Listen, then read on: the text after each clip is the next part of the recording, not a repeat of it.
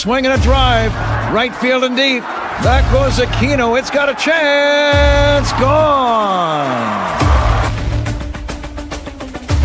Get out the tape measure. Long gone. Fly the W!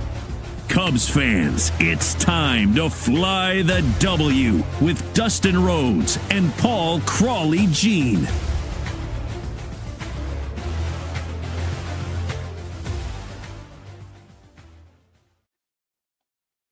This is the Fly the W podcast. We are proud to be part of the Blue Wire Network. It is episode number 349. Boyd and the Cubs bounce back, and oh, do they, Crawly. Don't forget to listen, download, subscribe, and most importantly, review the podcast. Follow us on the socials. You can check me out a little bit at Mully and Haw on X. And you can follow me at Crawly's Cubs on X, Blue Sky, and TikTok, and Crawly's Clubhouse on Facebook, Instagram, YouTube, and Threads. You can email us at crawlysclubhouse@gmail.com. And Dustin, we got to look in that crystal ball real quick and see what our predictions looked like when the Cubs took on the Angels that week ago. This one, Dustin. 2 out of 3. It's got to be. I won't go for the sweep because I don't want to get burned again. It's got to be 2 out of 3. But I'm very, very, very curious. You got Tyone thrown in this one, right? In this series. You got Cabrera thrown in this series. I'm really curious. Very curious. Yeah, I was very close on calling a sweep here. I kind of think that JMO's going to surprise some people and have a good outing. I'm hoping that Matthew Boyd is a little bit stronger. And again, I think that they ambushed him that fourth inning. They were looking at him and they were looking first pitch and he was giving them first pitch. So, he should have made some adjustments, I feel. But I still feel that the Cubs do take 2 out of 3. I just think sweeps are really hard.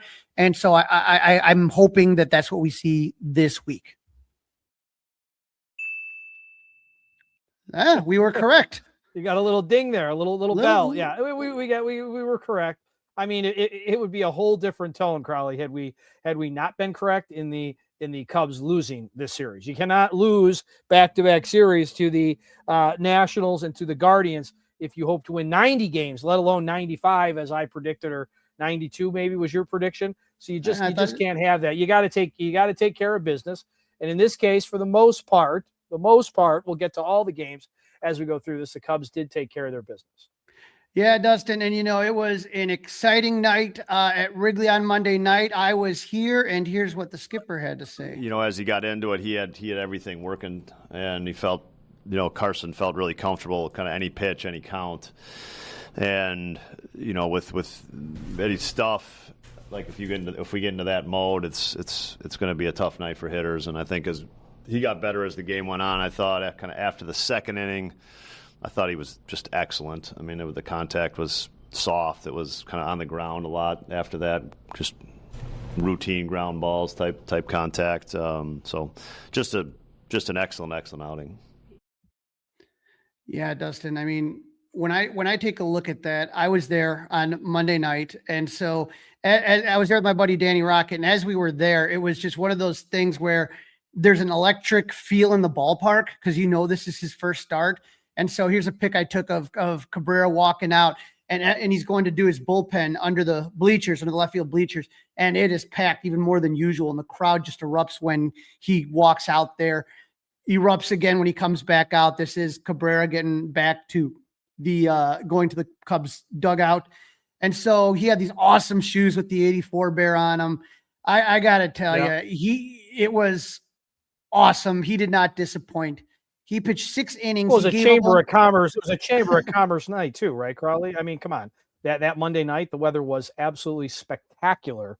Absolutely spectacular for that was the last day of March, correct? Yes, and it was like 70 degrees. It was phenomenal. And when you take a look at this, it's just, one of the most interesting moments to me was in the first inning, right? Mike Trout, who was on the hot list for the Angels, he was down 0-2, right? Cabrera gets in front of him 0-2 right away. He works it to 3-2, and then all of a sudden on the 8th pitch, Cabrera completely fooled Trout with a curveball to strike him out. And to me, that was just like, whoa. To make a hitter like Mike Trout, who, again, will make the Hall of Fame, to make him strike out on that, I mean, make him look foolish. That doesn't happen often. And from there, Cabrera didn't give up a hit until the 4th when Noel Schnuel hit a single, and then Cabrera wiped him out by getting old friend Jorge Soler to hit in a double play. But when you take a look at the stats for the night, that's kind of what really just blows your mind. And here's kind of a picture that they had on the Wrigley Jump that I thought was good. Dustin, favorite, the quality start. 6 innings, 1 run, 5 shots, 1 like first start, not much that. And right here, if you take a look, this is kind of just some of the pitches that he was throwing. And it's just so interesting because he throws his changeup more than any other pitch. But his changeup is at 93 miles per hour, and his four-seamer is at 97. That's a wild changeup. That's a wild changeup, right? I mean, some guys would like that to be their fastball. It's just kind of really, really fun to watch. And that's the thing that to me is most mind-blowing. And then how about the offense on Monday night, Dustin? That was something else. Yeah, nice, spectacular outing. Yeah, blowing out. The wind's blowing out 20 miles per hour. And so as a pitcher, you want to miss bats. And that's what he was doing. But not only was he missing bats, like Craig said, soft contact, just a lot of little rollers to the second baseman, to the first baseman, unassisted plays by the first baseman, really easy.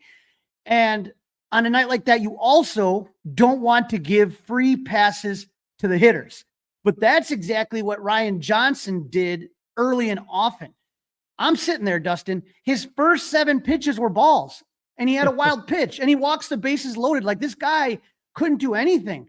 Nico hits a sac fly to put the Cubs up 1-0, but there's 2 outs right after that sac fly, and you're like, oh man, like please, like you wanted to get more than 1 run out of there, right? If you would have had just 1 run, I feel like you'd have been disappointed. This is how Pat and Ron call this. Carson Kelly is up to bat. Bases loaded, 2 outs. Angels in their traveling unis, swinging a pop fly, shallow right. Peraza out. Might be a tough play, and it falls in there for a base hit. Cubs are going to score 2 runs on the play. Cubs got a break. There is a windy play at Wrigley Field.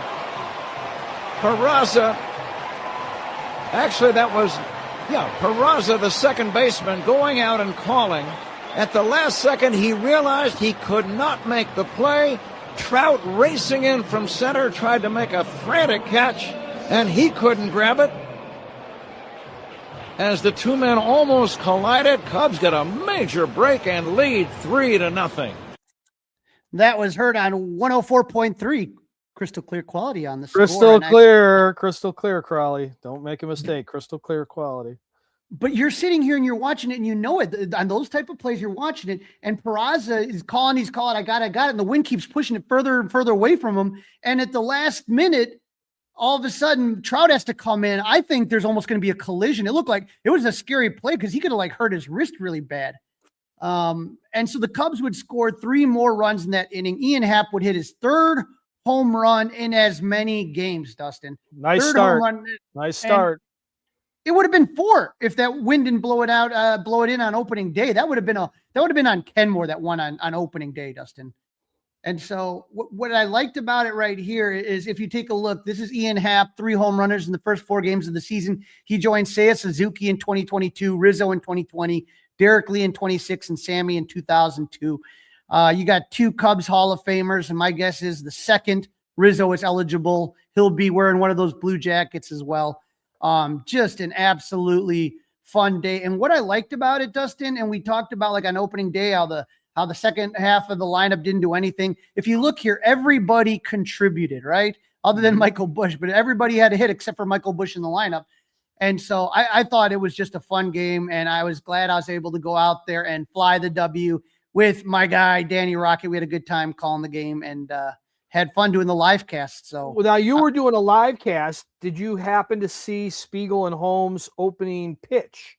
I did. And boy, for all the talk that Matt Spiegel was doing, let's just put it this way. He's a much better singer than a pitcher. All right. And I heard he threw from in front of the mound. And then I heard that Lawrence went right up to the rubber, huh?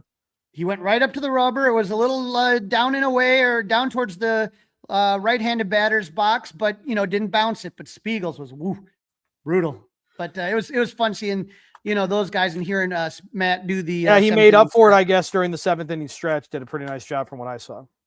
Yeah, absolutely. And that'll take us to game 2, Dustin. Game number 2. So this is the Jamison Tyone game. We were wondering, both of us, he did not have a great spring training. That is not breaking news or anything. So he's out there, and the weather not quite as nice as it was on Monday night for you. No, and here's Tyone's evaluation of his start after the game. Felt good. It's a weird thing, like spring training, obviously pretty atrocious, can't really get any worse, but I think in the back of my mind I kind of always was just telling myself, like, let's get out of Arizona, let's get to Chicago, get to Wrigley, just get where it matters, and we're game planning a little more and stuff. So glad to see that I wasn't crazy for thinking that the whole time. But yeah, I mean, it felt good to just get back out there and start the year on a decent note. I know I can be a lot better, but this was like a good start. I think it's a fair evaluation. I mean, that spring was awful. 26 runs, 10 homers, 26 hits in 13 innings in spring training. And Dustin, it was a pitcher's day, right? 38 degrees. So when I was there, it was like 73. The next day it's 38. Winds blowing in from 7 at 14 miles per hour. He was only able to go 4 2/3 innings. He threw 85 pitches, 2 hits, but 4 walks, Dustin. And look, everything wasn't his fault. Some of the defense was a little bit shaky. Leadoff walk led to a runner in scoring position in the first. In the second, with one out, he gave up a single and a walk, able to get out of that. He sat him down in order in the 3rd and 4th, and it looked like he was kind of getting a little bit better. But then a couple of bad defensive plays in the game for the Cubs put Tyone in big trouble. With one out, he walks Logan O'Hoppe, and then all of a sudden PCA tries to make a sliding play on a small ground on a shallow fly ball, and it gets past him, and that put runners at 2nd and 3rd with one out. Mm-hmm. Now Tyone's going to get a big strikeout, and he's going to intentionally walk Trout. And so the night was over for Tyone. That was a big strikeout, that last one that he got, because then you're able to walk Tyone, and Hobie Milner came in and got Nolan Schnuel to ground out to end the inning. With Pete Croce Armstrong, you're going to have some great plays, but occasionally you're going to have one where you're like, oh man, you try to do too much on that. You know what I mean? He tried. And if you're going to do that, you have to keep the ball in front of you, and he kind of reached it from the side. And so once it got past him, now it's rolling. Yeah. You got to keep it in front of you. Yep. No doubt. That was the big one. And then, but they were able to get out of it without a run scoring. The second defensive miscue came in the 6th inning. Phil Matten would come into the game, issue a leadoff walk. Dustin, how many times have we said that? Leadoff walk, can't do it. And you especially can't do it when the wind's blowing in. You can't give them free bases.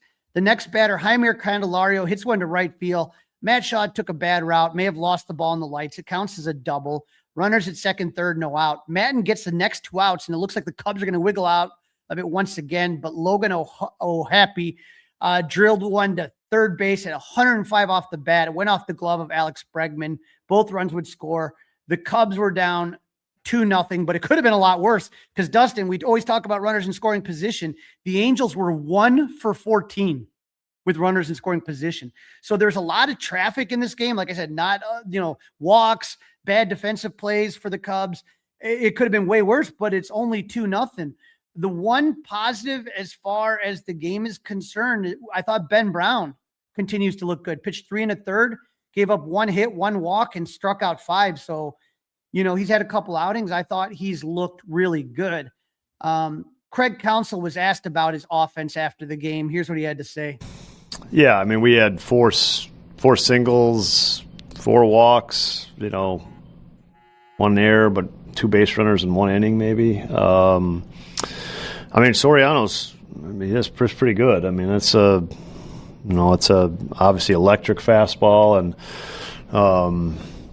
the split finger, kind of hard split finger, keeps the left-handers, honest. So, he's pitched. He's had 2 really good starts and pitched well. So, challenging for sure, but regardless, you got to put more pressure on a pitcher in any situation, and We just didn't apply any pressure tonight.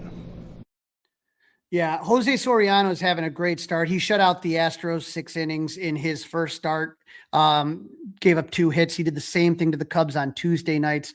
The Cubs had 4 hits, all single. They hit into 2 double plays, had 2 men on base in only 1 inning, and had runners in scoring position twice and went 0 for 4. And as Counsell said, yes, he's a good starter. I'm not going to deny that. And it wasn't a good night for hitting, but you have to put pressure and you have to find ways to get on base. You're not going to hit a home run in those type of conditions very often. So you have to get on that's Wrigley, right? It's a park that plays different ways. And it can be blowing out and warm one night and the next night freezing cold and blowing in. And you got to figure out a way to make it difficult on that pitcher. And the Cubs made it easy for Soriano. It didn't even look like he broke a sweat. No, yeah, too easy of an outing. Not their greatest offensive performance. That's for damn sure. Now, game 3, this is with the series on the line. Matthew Boyd struggled in his first outing of the year, gave up 6 runs in 3 2/3 innings against the Angels. The big question was, would he be able to bounce back and get the Cubs the series win? Well, it was in his favor because once again, it was a good day to be a pitcher. Game temp was 39 degrees and the wind blowing in, Dustin, at 20 miles per hour from left field. That game tied. Yeah, I said a real feel of like 21, right? 21 degrees? Yes. Real feel of 21. It was the 5th coldest game in Angels history and the coldest since April 15, 2013. But Matthew Boyd was dominant. He gave up a leadoff single to Zach Neto, picked him off of first, and then didn't allow another hit until the 6th inning when Neto singled with 1 out. Neto also walked in the 4th, so Boyd had some trouble there with that, but with nobody else because, after that hit in the 6th, he walked Trout. His day was done. He went 5 2/3, gave up 2 hits, both to Neto, 2 walks, one of those to Neto, 1 to Trout, 10 Ks, and one earned run that came across after he exited the game. So, Dustin, the question that we're talking about here, what was the real big difference between starts? And Marquis had this up the other day, between the opening day versus the Nationals for the Angels, able to go 2 more innings, gave up 4 less hits. He gave up 5 less earned runs, 10 strikeouts compared to 7. And the average exit velo was way down against the Angels. They weren't hitting the ball hard. But when you think about the 2 starts, Dustin, that Matthew Boyd had, it was just 1 bad inning is what it boils down to. That 4th inning that he just got ambushed on. Chris Kompka put this one up, our guy, at 20 swings. I love this tweet. I love this tweet. Yeah. 20 swings and misses on opening day, 20 swings and misses on the start on Wednesday. No Cub had 20 swings and misses in a game all last season. So his stuff is looking good. It was just kind of a funky thing. And not only that, Dustin, the other big topic of conversation regarding Matthew Boyd, you mentioned the real field being like 29. The dude 21. doesn't 21. wear 21. 21. He doesn't wear sleeves when he pitches. Absolutely love that. Matt out there in short sleeves pitching to that. Yeah, I was like, what are we doing here? I know he's from the Northwest and he's pitching some cold, but he seemed to work for him. He's got the Oregon State Northwest, probably some cold games in his career there, but he was great today. I felt like they were constantly off time with his combo of 4 seams and changeups. I don't remember how cold it was in 2017. We opened the season on the south side, and I had the second game, and it was the weather was, I think it was below 30, and I wore sleeves. That's the only time I've worn sleeves, I think, in the big leagues. I just thought it's a weird thing. I never really wore them much in high school when I was pitching. I just preference, no more than that, right? And hey, you know what, man?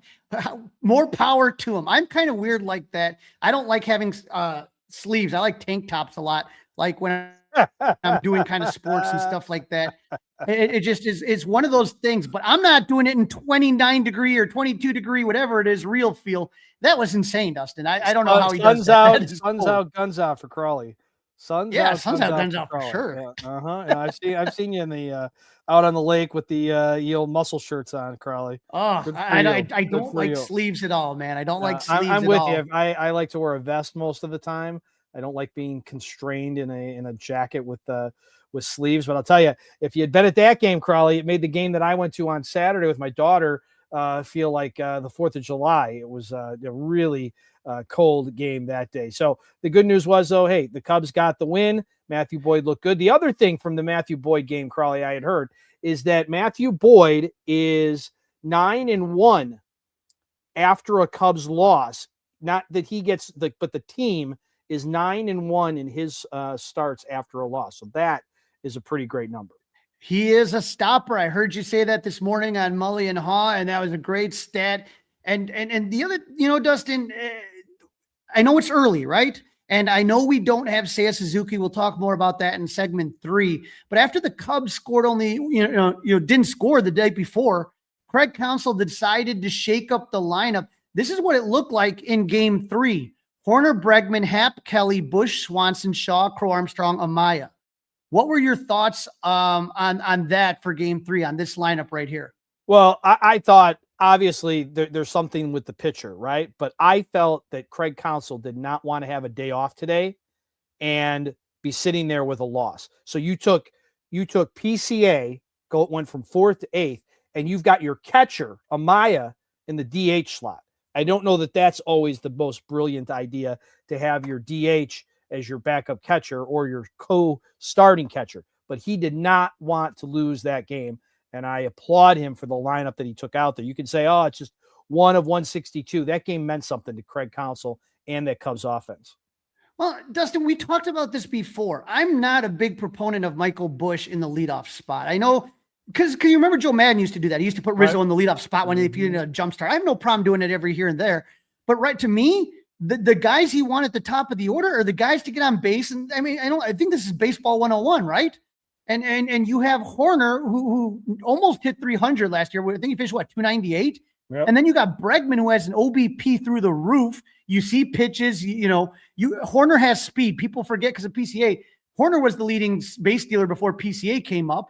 So you got those guys there. And once you get Suzuki back and you can put him there, I would, you could put Happ behind him or Bush or however you want to look at. I liked this lineup. I thought it was exciting. And again, it doesn't mean they didn't win the game because of that lineup. I don't know. I saw him score 4 on opening day in a cold weather game. I saw him score 7 with the other lineup on Monday night. I mean, I just feel that it is the lineup that gives you the best chance for success. And I agree. That's what the lineup did. And they exploded for 5 innings in the 3rd inning off Yusei Kikuchi. It started though, Dustin, with a big mistake by Angels manager Kurt Suzuki. And this was kind of an interesting one here because Miguel Amaya is going to walk. And as we talked about, now it comes up to Nico Hoerner. And what'll then happen is just kind of this bizarre play where Nico hits one all the way. It's rolling to the wall. And he sits there, and I think Quentin Berry was nervous about because they were shut out the night before. He's waving Amaya home. The throw beats Amaya to the plate, but home plate umpire Dave Rackley calls him safe, says he slid under the tag. Now I'm looking at this thing. I'm saying he's out. And so I'm waiting for Suzuki to challenge. I'm waiting. He's turning around, looking at this thing like he's watching some documentary. He's taking forever to call it. He finally does the signal, but the crew chief says you took too long. You only have 30 seconds to challenge it. So Suzuki cannot challenge it. And I thought it was a huge break because Amaya looked out to me. How do you look to you? I mean, yeah, it was close. It was very close. I think, a lot of the times, Crawly, it's kind of like in football where what's called on the field, it almost has to be like egregious sometimes. And I think we're going to see that even more with this new, system with the balls and strikes, that they don't want the umpires to be made look foolish. That's not the point, right? They have the technology. So if it's close, I believe if it's close, they're going to go with what the umpire called. It's my opinion. It's early. It's something to keep track of. Obviously, we're not going to keep track of every team out there, but for our team, for the Cubs, the team that we care about the most, I think this is something that we could definitely be looking at. Well, I'll tell you, I don't understand. When they hired David Ross, I'm like, yeah, he's a great catcher and a great team guy, but he doesn't have experience managing. And Kurt Suzuki is the same thing, former catcher, right? Yeah. Playing with a bunch of his old teammates, which is where he retired from. Right. You know what the same part of that is, though, and I hate to say it. What's that? It's catcher. They like the catching idea. It's also cheap. They're paying for the inexperience. And the Angels right now are just super cheap, right? I'm not saying I'm just saying the Cubs went from who was the manager? Joe Madden. Right. So they went from Joe Madden, who was one of the top paid guys, to David Ross, who was probably on the low end of the spectrum. He was still getting paid, because he's managing in Chicago, wasn't making what the Marlins skipper was making. But you understand where I'm going with this, right? 100%. I'm just telling you that I just don't think that's a recipe for success in the big leagues. Oh, I agree with you, but I'm just saying that's what I think. Yeah. That's what I think they're kind of doing at that point. Yeah, Suzuki should have challenged it, and then that I feel like changed the whole outcome of the inning, because now you have Nico at second, Bregman singles to make it 2-0. The Cubs would load the bases, score another run on a Dansby sac fly. With 2 outs, Matt Shaw hit a clutch RBI single, and PCA hit one that was just out of reach of first baseman Jaime Candelario. And so when you take a look at this rally, 5 runs on 2 walks, 5 hits, 1 error, 5 hard hit balls, meaning 94 or more of exit velo, 10 batters to the plate, 43 pitches seen. They made Kikuchi wear this one. He stayed into the game way longer than I thought he would. Matt Shaw got an insurance run in the bottom of the 7th with an RBI single. Shaw would go 2 for 4 with 2 RBI. Nico 3 for 5 out of the leadoff spot, and Michael Busch was 2 for 3 with a walk. So, I feel like, again, that lineup. But Dustin, one of the most talked about hits in this game didn't lead to any runs. Bottom of the 8th, there's 2 outs. Ian Happ hits a pop-up to first base. He puts his head down and is hustling down the line. The Wrigley wind gets a hold of it, and the ball falls behind first baseman Jaime Candelario. Ian Happ is standing on second base with a double on a ball that he hit 195 feet from home plate. Here is what Nico Horner had to say about his teammate Ian Happ. And I think we're all aware of the factors that Wrigley has, and there's opportunities out there within that, and we definitely want to be a team that respects the game, plays the game hard, and when your longest tenured player is doing that, it says a lot. How many times have we seen it where we're like, hustle it out? You don't know what's going to happen on any given day, but at Wrigley, with the wind, with the sun, with everything, anything can happen. And here's Ian Happ, as Nico was saying, the longest tenured guy on that team, and he's busting his ass. And don't think that everybody on the team didn't recognize what he did in his effort, and understand that that's expected out of all of them. And that's the respect 90 that Joe Madden used to talk about. Respect 90 and good things will happen. Yep, that's a good point. Respect 90 and good things will happen. Well said, Crawly. This is the Fly the W podcast, part of the Blue Wire Network. It's episode 349. Boyd and the Cubs, Crawly, they bounce back. Don't forget, listen, download, review, subscribe, please, to the Fly the W podcast. 5-star review. We'll take it. Email us, Crawly's Clubhouse, gmail.com. Don't forget, you can watch us on the Crawly's Clubhouse YouTube page. In this segment, Crawly's talking to Mike Voorhees of the Guardcast podcast to help preview Cubs Guardians series coming up out in Cleveland. We're going to talk about the pitching matchups, offseason moves, and which players are hot and which players are not. You are listening to the Fly the W podcast. We are part of the Blue Wire Network. It is episode 349. Boyd and the Cubs bounce back. Please listen, please download, please review, and please subscribe. 5-star review, we'll take one of those as well. You can email us, Crawly's Clubhouse, gmail.com. Don't forget, you can watch us on the Crawly's Clubhouse YouTube page. It's time for some odds and ends, looking at some news from the Cubs, of course, and of course around Major League Baseball. Yeah, we got an injury report. Craig Counsell gave us an update on Seiya Suzuki's recovery from a knee injury that he suffered during the WBC. We're looking at they start playing on Friday, So he'll work out with them tomorrow, and then start playing Friday. And then, so we're looking at probably 3 to 7 days, and somewhere in that range, and just kind of like seeing how he feels when he's playing, and going from there. No, he's going to go to Knoxville. He's going to go to Double-A. Yeah. All righty. So 3 to 7 days right now. So just so you know, Dustin, Knoxville is playing at home, so they get all the clubhouse amenities that they have in Tennessee. Iowa is going to be on the road. Yeah. So that makes sense, right? That makes sense. Tennessee is going to be home for the next week. Warmer conditions there, so he doesn't have to worry about anything as far as the weather, as opposed to playing in the kind of the colder weather that you play in Iowa. So, it could be they're talking 3 to 7 days. They're going to see how he's feeling. The earliest, he might come back for the Rays series, or they might want to take advantage of that off day on Thursday of next week, a week from today, and then call him back up for the Pirates series. But Dustin, there's no question of how much better this lineup is with Seiya Suzuki in it, and how much they miss having him in the lineup. That threat, the offensive power that he provides, extra base hits. We were talking about this lineup here, and when you take a look at that, Horner, Bregman, and then you put Seiya Suzuki batting third, and then Bush fourth, Happ fifth. Then you go down, Kelly, Swanson. It changes everything. It lengthens the lineup. No, I was just going to say, that's what they like to call lengthening the lineup, right? Yeah, and I've seen Michael Conforto, and I've seen him in a couple games, and I would like to see Dylan Carlson get a shot at right field. We haven't seen that yet. Well, I'm sure we're going to see it sooner than later, right? I would hope so, and because you remember last year, and when Kyle Tucker was hurt and not playing very well. You're wondering, like, well, why don't you put Owen Casey in there? Let's see what we got in this kid, right? Let's see what you have.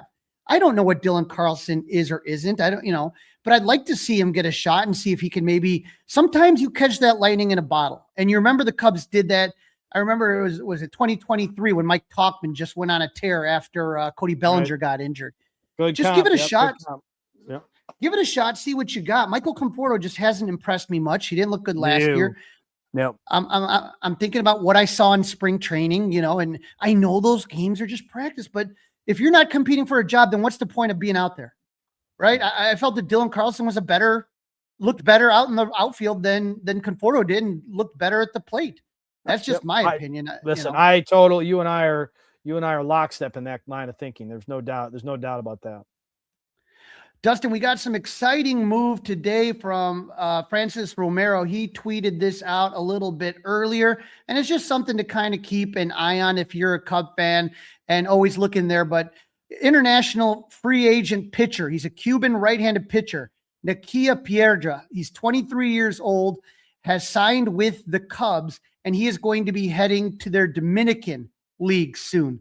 And so he throws, Dustin, 96 miles per hour. And he's only 23 years old. You wonder if he gets under the watchful eye of some of the Cubs and their pitch labs and all that kind of stuff, some advanced major league, training methods and stuff like that. If he can add 2 or 3 miles per hour to the his fastball, might be a little bit interesting, So yeah, that seems like a good pickup. Yeah, you want, there's different ways to fill your minor league system. One of the ways is the draft, trades. And international free agents is a big one. And so I feel like the Cubs have that Dominican complex, and sometimes people forget about that, but you just get all these really good players and you see what comes out of it. Dustin, I know you're going to be excited because you are nostalgic like I am nostalgic. How about this one? This week in baseball being revived. What do you think of that? This is this Friday, April 3rd, tomorrow after we're recording this. It is going to be put out by MLB's X account at 11 p.m. Central Time. It's a short form this week in baseball. MLB Studios and MLB Network collaborate on series highlighting today's brightest players, spectacular moments, of fun storylines with elements that made this week in baseball a favorite part of baseball lore. You and I are close to the same age, and this week in baseball, I love that show. Yeah, love that show. That was so much fun. that used to be, much watch, must see TV if you were a baseball fan. And this is before, now we're aging ourselves here, Dustin, but this is before, the ESPN, the top 10 plays on Sports Center, and then do that. Oh, yeah. Back in the day, this week in baseball is where you went to see what players if you wanted to see it, that was your only place to do it, no doubt about it. Right. A lot of us didn't even have cable in the early to mid 80s, and so this week in baseball, I feel like baseball realizes that it needs to use every outlet, and it's not just TV, because, you and I probably still have our cable boxes and all that stuff, old school. I don't know if you've cut the cord yet, but I have not. Can't do it in this line of work. I don't feel. Yeah. And I have it as well, but I know a lot of people that have cut the cord and don't have it. Maybe they get it through other, streaming services or however you get it. But I truly believe that you want to try to reach, especially young people, because you and I, Dustin, they're going to put us out to pasture soon, but you want to have a next generation of baseball fans coming out. And I feel like this is a really good opportunity to do that. Yep. I agree. Did I miss any word on like talent wise, who's hosting the show or anything like that? I have not heard yet, but hopefully, we'll find out, because it's going to be tomorrow. So I'm going to be, I have the day off. I'm going to be tuning in. All right. Very good. I love it. Okay. Next thing we're going to talk about is the new podcast, right? The Lovable Reunion, as we celebrate the 10-year anniversary. I can't believe it's in 10 years of the 2016 Cubs. Yeah. Hey, look, you don't have to just listen to our podcast, but please do and give it those 5-star reviews. But there's other podcasts out there, most of them not as good as ours, but this one, Dustin, the Lovable Reunion, is really an interesting thing. The show's going to feature Rizzo and Ross hosting, and they're going to be doing former teammates, and Joe Madden is the episode that dropped today, but it dives into behind the scenes stories, reflecting on the historic run. I listened to the podcast the other day. I want to say on Tuesday night. Now I'm listening to it. It's about an hour and 20, hour and 30, and I'm driving home, and I'm a little tired from the night before out at the game. I've got to wake up early in the morning. Dustin, I was bawling on the way home. Like I was crying. I'm not gonna cry. Wow. I think when you listen to it, it brings us back. And 10 years, Gotcha. It just seems like it's flown by, and other times it seems like it's been forever ago. But to hear the stories and the way that they tell them, it'll have you laughing, it'll have you crying. If you're like a Cubs nut like me, and I've read every book on the World Series stories, some of the stories sound, they come back, but it's their perspective on the stories. They're telling their own stories. And just kind of, like I said, when they're talking about some of the plays and what was going through their heads, and the way they talked up Joe Madden and how important he was to the team, John Lester, how John Lester and John Lackey used to fight over who would pick up the bill. They would take all the guys out for dinner and drinks, and Lester and Lackey would sit there fighting over the bill, and the importance of team building and everything that made that team what it was. And Rizzo talks a lot about how they loved each other. And, Rizzo was telling the story about how he, one time, Rizzo would play 161 games, a lot like Dansby Swanson, and he asked the manager, he asked Joe, he went in and said, Skip, I need a day, and Joe Madden completely understood, but, he sits there, and, I want to say it was 2015. It was maybe Madden's first year. And, the guys, obviously someone's going to come in and take his place to play a bench player. Rizzo wasn't out there in the first inning, and Madden, I guess, really tore into him. Like, no, those guys are grinding for you. They're watching every at bat for you. They may not even get into a game in an entire week like Dylan Carlson, but they're out there cheering and believing in you. You best believe that you're out there cheering for those guys when they're up the bat, every at bat. So it's kind of interesting stories, interesting perspectives, and they got funny stories and all this stuff. But like I said, they're talking about the NLDS, the NLCS, the World Series, Game 7, the parade, and it just took me back. It really took me back, and I You get scared, Dustin. I got to a point where I was 40 years old and I had seen some old timers who didn't live to see the World Series. I thought they would, they didn't, and you get to a certain age when they won. I was 40 years old. My dad, was 70 years old. Neither of us had seen a World Series. We got to go to the games together. My dad and I went to Game 5 together. My brother and I went to Game 3 together. And even then, it just was like, man, am I going to witness this? I'm going to see it. And it was, they talked about a lot about the emotion and how they, when they started to hear the stories from fans about people who listened to Pat and Ron on the radio at a gravesite, from a Cub fan that passed away, or people that put, W flags on graves and all that stuff. It really, I don't know, man, it hit me hard. So I am really, like I said, it really was a great moment. I have a wall in my man cave right now. And every time I do this podcast, when I look to the left, it's just this wall of just all World Series memorabilia that I have, and just how much it truly means to me. I got the scorecards, the bats, photos, the scorecard, Pat's final call, the pictures of all the players from just crazy moments. And when I think about, obviously, you're married, your kids, those are the most important moments of your life. But when I think about just the moments of that 2016 year, it really, it means the world to me. And it was such an amazing moment. And in being in that parade, I was like in the front row, and you're talking about the largest gathering in Western civilization. You know what I mean? In the U.S. history, and to be there and just remember those moments, it's really cool. So I would encourage all our listeners to it's going to be a weekly podcast, I believe, the Lovable Reunion. The first episode's out, and it is really kind of the story of Rizzo and Ross, how they kind of get to know each other. One of Rizzo's in Tampa, they asked if Ross could leave some tickets for Rizzo at the time, and he's going through cancer, and they took a picture, and how all of a sudden they had the same agent, they became friends and then teammates. And it's funny because Ross is a real red ass and would kind of get on guys when they need it, give them the swift kick in the butt, some professionalism. But Rizzo is kind of more like the funny, silly guy, and just kind of their relationship. And they're like brothers, literally like the older brother and the little brother. And the dynamic really comes out in the podcast. And when they just talk about like some of the fights that they would get in and how they would chew each other out. And there was one story I have to tell that just literally made me laugh, where Rizzo came to a game and he was kind of feeling a little bit hungover, and the bases are loaded, and he hits into a double play, and Ross kind of comes up to him, and he's getting ready to chew him out. And he yells at Rizzo. He's like, "You need to lock in. You need to come ready to play every day." And it got Rizzo all mad and flustered.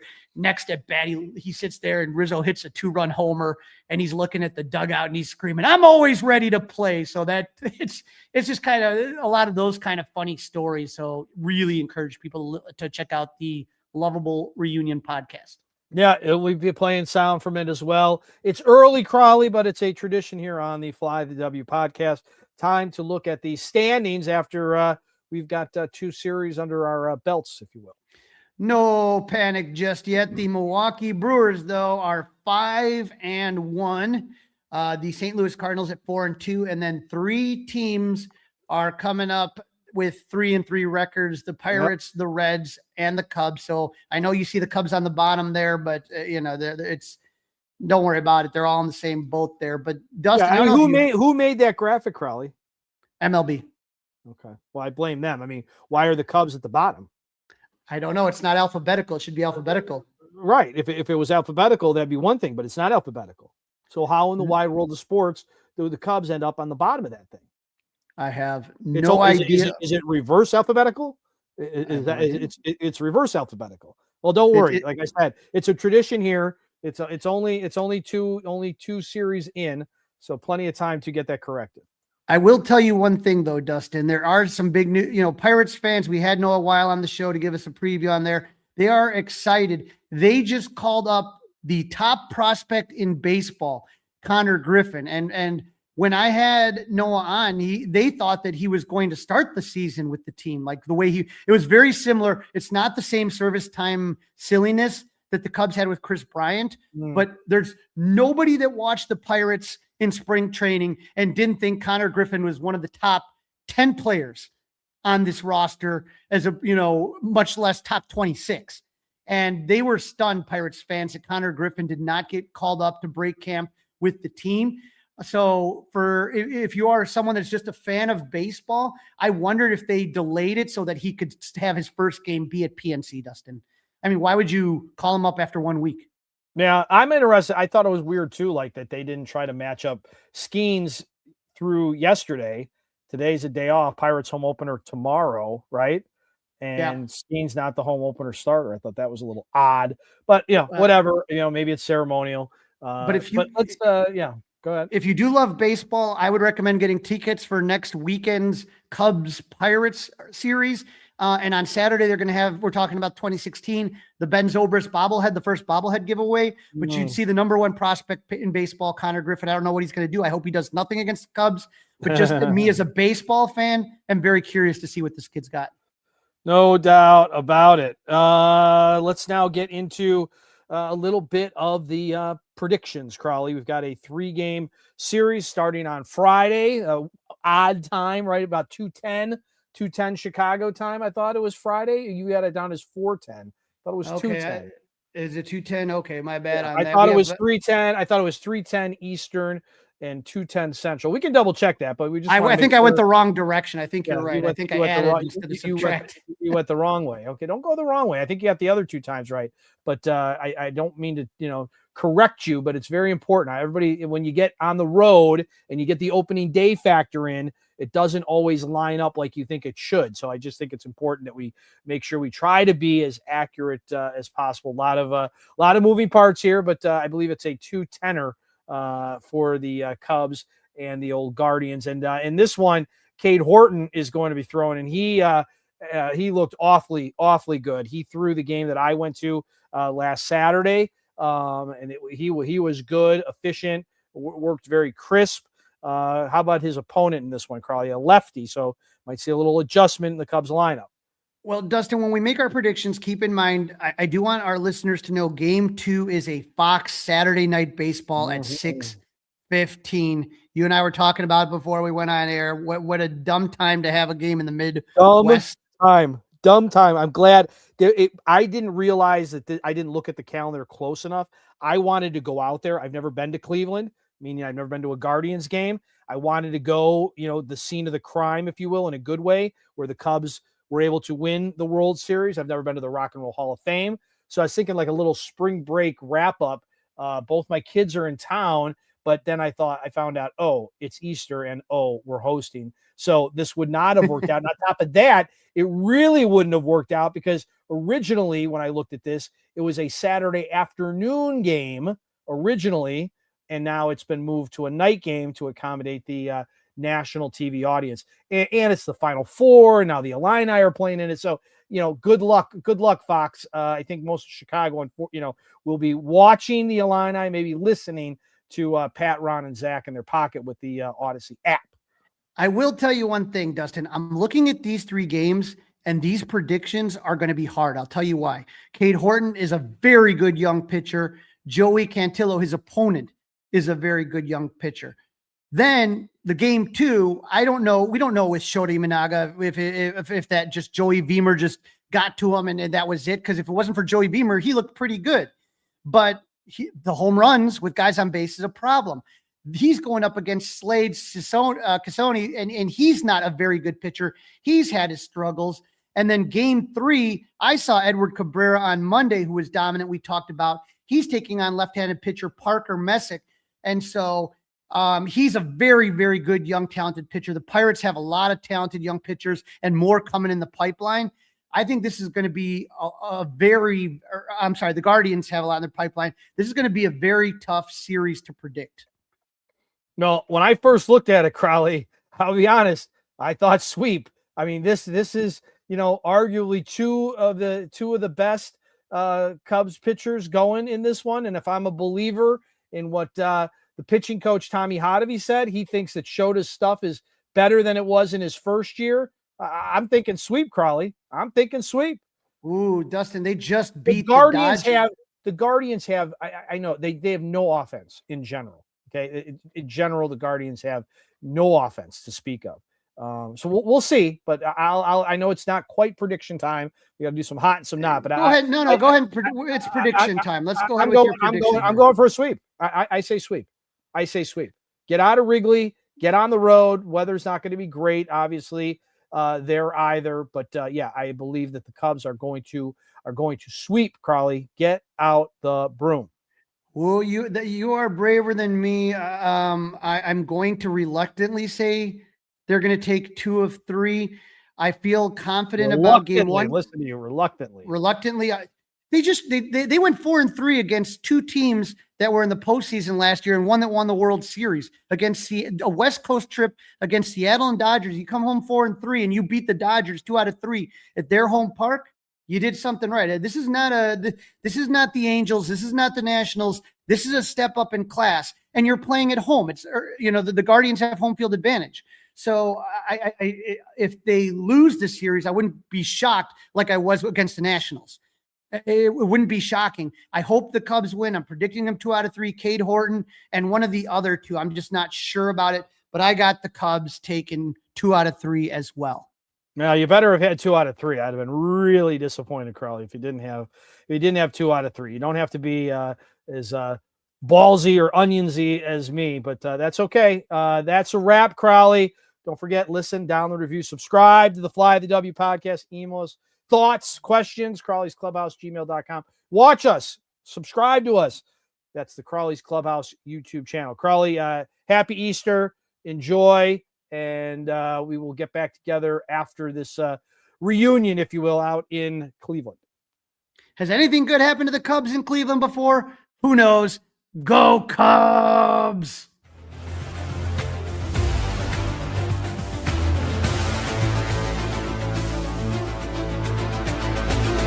It's all over.